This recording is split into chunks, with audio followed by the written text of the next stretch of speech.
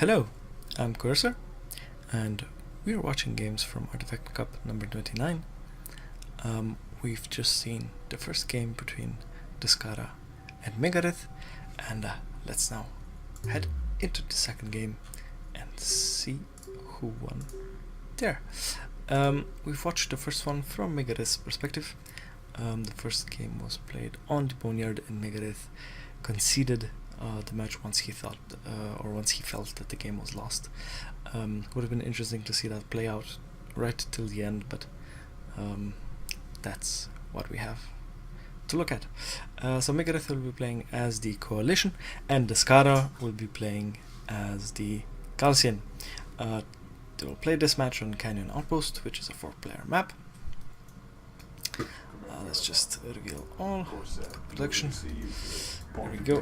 And right here we have Descara playing as the Calcian forces, and in the north, as it should be, we have Megarith playing as the Coalition.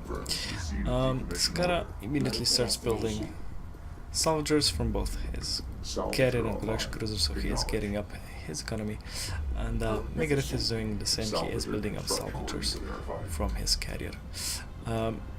I've mentioned this a couple of times, and these 4-player maps have 2 main resource nodes available to one player, so it's always a good idea to just expand to this pile of resources first. It's just not worth it to open up one of these bulkheads first. It's a much better investment, and you get an additional CU pile. Let's see what else has happened. Descara has retired his base runner. He has placed a scanner up front to see if Megarith will send any units through there, and Megarith is just building up his economy for now. Descara is researching production cruiser, refinery mode, and it looks like he is going to be a bit greedy and try and get a huge economic advantage before Megarith can assault him.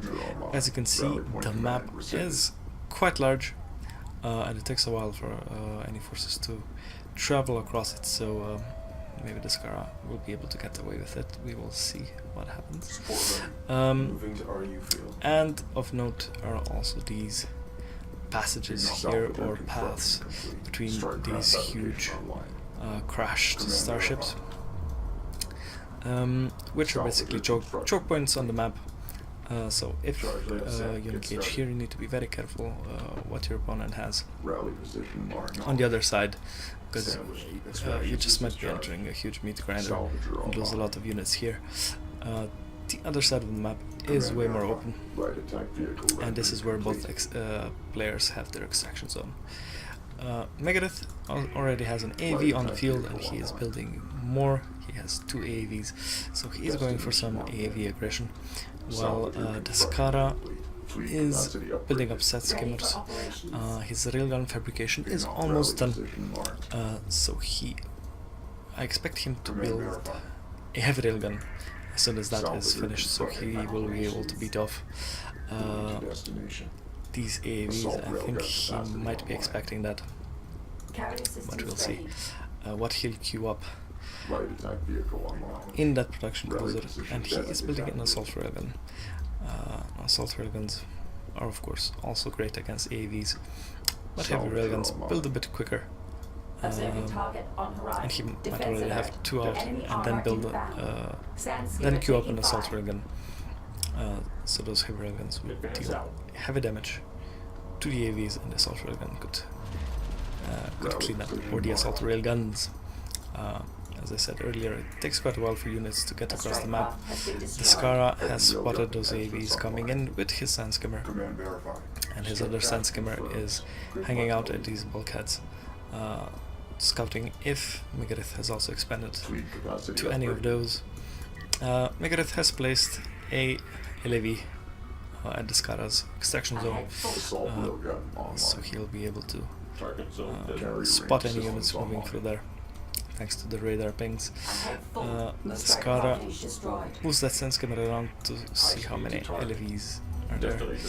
And Descara is now being careful with his remaining scout. Sand Skimmer and Megarith is moving in with 2 AVs on the other side of the map. He has almost reached Descara's mining operation, so he should be able to deal quite some damage to those salvagers. Descara is moving away with his carrier. He has power reserve 1, so he can shunt power to range and weapon systems at the same time. And that should also boost the damage he is able to deal to these AVs. Descara almost immediately loses a salvager. Then another one goes down there. Now Descara is moving in with his assault railguns, just moving right on top of those AVs, dealing quite a lot of damage to them very quickly.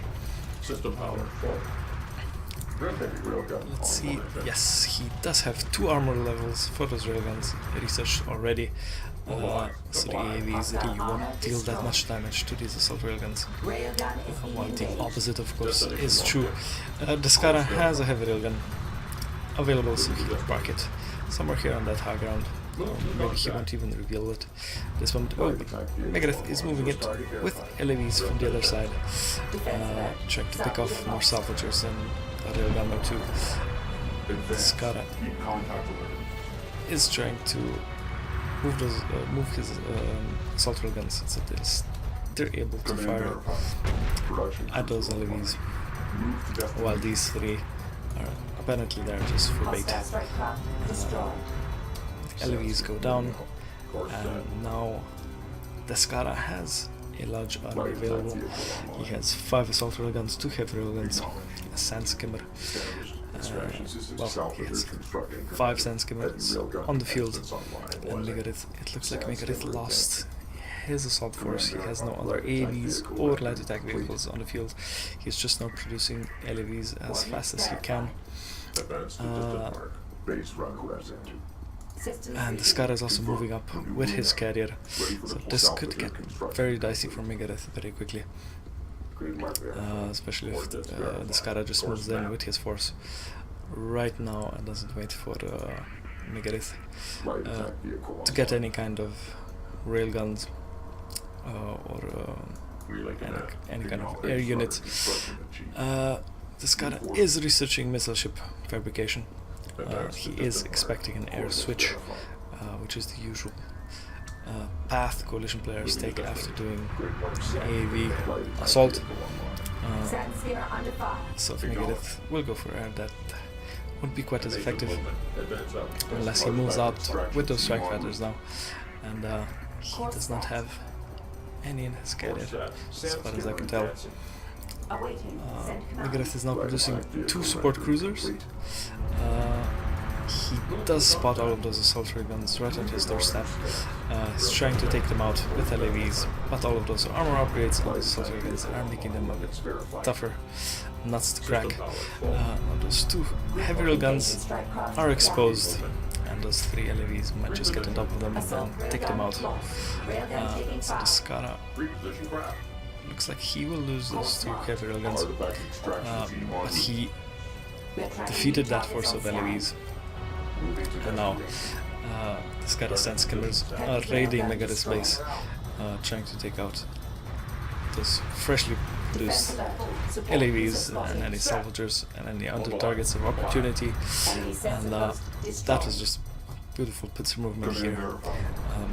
Megarith's LAVs get crushed between Descara's sand skimmer force and assault railguns, and it looks like Megarith once again quits the game or concedes the game, but this really looked like he wasn't going to make it out of this situation. Descara was moving up with his carrier. He had a force running around in Megarith's main, and it really didn't look too good for Megarith. Well, this was quite a quick series, so Megarith is eliminated from the tournament, and Descara moves on to the next round, and we still have a couple of other matchups to look at in round 1, and then we will move on to the next section of this Artifact Cup. Thanks for watching, and see you again soon.